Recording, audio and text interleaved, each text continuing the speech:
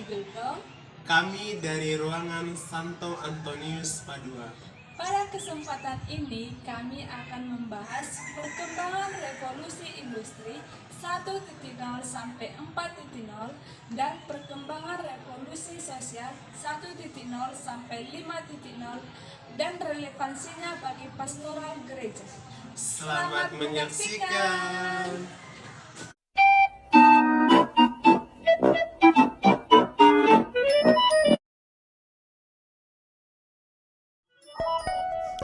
Revolusi industri adalah perubahan yang cepat di bidang ekonomi, yaitu dari kegiatan ekonomi agraris ke ekonomi industri yang menggunakan mesin dalam mengelola bahan mentah menjadi bahan siap pakai.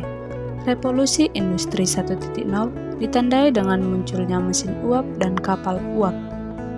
Sebelum revolusi industri, barang hasil produksi masyarakat diangkat dengan tenaga hewan dan masyarakat yang ingin pergi ke suatu daerah menggunakan tenaga hewan. Namun, setelah ditemukan kapal uap dan mesin uap, proses pengiriman barang produksi bisa menggunakan kapal uap dan masyarakat yang hendak berpergian menggunakan alat transportasi tersebut. Era revolusi 2.0 dikenal dengan revolusi teknologi yang menggunakan jalur perakitan yang lebih efektif dan efisien. Penemuan pada era ini adalah mobil dan pesawat yang memudahkan masyarakat mencapai tujuan dengan cepat menggunakan kendaraan ini.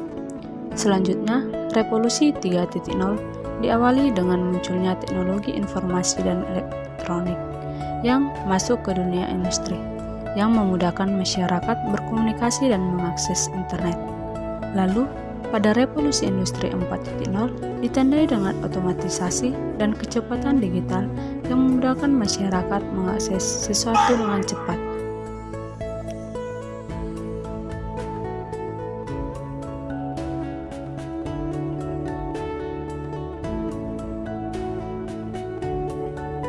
Lalu, apa sih kaitannya dengan era revolusi industri? Berkaitan dengan karya pastoral, di mana pengajaran yang dilakukan oleh para bapak-bapak gereja dulu dengan berjalan kaki. Munculnya revolusi 1.0 mempermudah para pewarta gereja untuk menyampaikan kabar Injil dengan bantuan transportasi kapal uap, sehingga para pewarta tidak lagi berjalan dengan kaki untuk mencapai tujuan yang ingin dituju. Selanjutnya, pada era 2.0, yang tadinya para pewarta gereja menggunakan kapal uap sebagai alat transportasi, yang mungkin kapal uap tersebut jarak yang ditempuhnya terbatas. Tetapi era 2.0 dengan penemuan mobil dan pesawat memungkinkan para pewarta mencapai tujuan dengan cepat dan semakin banyak tempat yang dikunjungi untuk menyebarkan Injil. Di era 3.0 mempengaruhi karya pastoral juga, karena munculnya alat komunikasi membantu para pelayan pastoral dalam mengakses tempat yang ingin diwartakan Injil. Dengan alat komunikasi itu, semakin banyak orang yang ingin diajak untuk jadi pewarta karena ada akses mencari tahu pengajaran tersebut. Karya pastoral kemudian berkembang dari yang tadinya pewarta pergi ke daerah-daerah tertentu menggunakan alat komunikasi dan transportasi. Pada era 4.0 mengubah segala sesuatu, di mana karya pastoral atau pewarta bisa dilakukan secara online. Pengajaran yang dilakukan secara online mempermudah orang lain mencari sesuatu tentang Allah, serta umat yang ingin mengakses segala sesuatu tentang pengajaran sudah tersedia di internet, dan hasilnya pewartaan bisa sampai ke seluruh dunia dan bisa diakses oleh banyak orang. Bahas perkembangan revolusi sosial era 1.0 sampai 5.0. Tetapi sebelum itu kita akan membahas mulai dari revolusi 1.0. Pada masa ini, manusia sudah membentuk komunitas masyarakat dan menghabiskan waktunya untuk berburu dan berpindah-pindah tempat.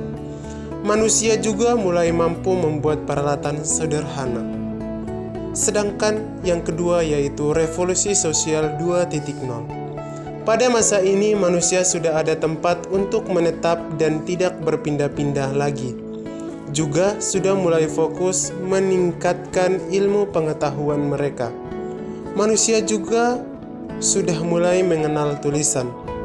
Pada masa ini populasi manusia semakin kompleks atau semakin banyak.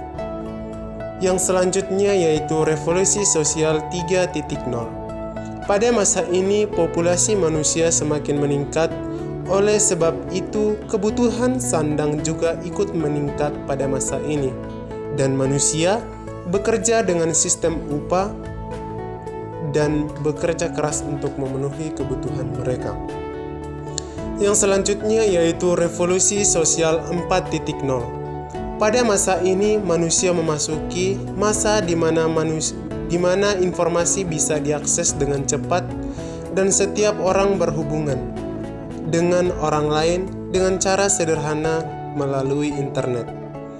Dan segala pekerjaan berbasis digital sudah mulai lancar.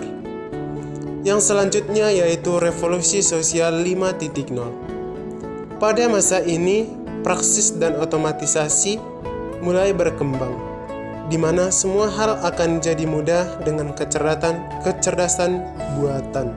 Misalnya, dengan banyaknya pekerjaan yang dialih tugaskan oleh robot.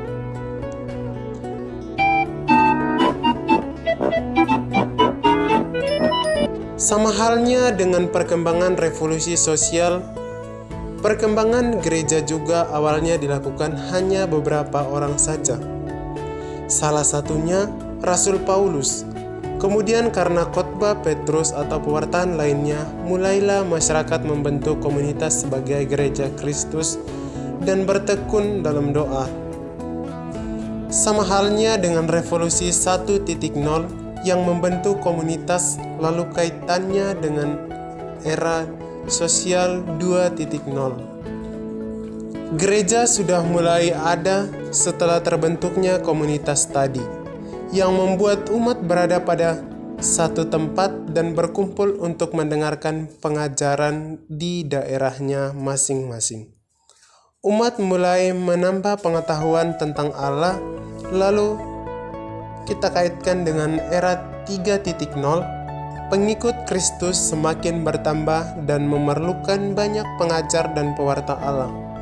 Kemudian pengikut Kristus tersebar sampai ke penjuru bumi. Nah, sekarang kita masuk hubungannya juga pada era revolusi sosial 4.0. Semakin bertambah pengikut Kristus, komunitas Kristen semakin jauh juga jangkauannya. Tetapi dengan era revolusi 4.0, memudahkan para petinggi gereja berkomunikasi untuk mengembangkan gereja. Yang terakhir yaitu di era 5.0. Munculnya hal yang serba otomatisasi membuat komunitas gereja secara online. Ketika hendak membahas segala sesuatu untuk mengembangkan visi gereja, sudah bisa menggunakan aplikasi seperti Zoom dan lainnya. Jadi pada masa 5.0 ini, otomatisasi mulai berkembang sehingga memudahkan manusia untuk melakukan pertemuan-pertemuan virtual melalui media Zoom. Sekian penjelasan dari kami, semoga bermanfaat. Bye-bye.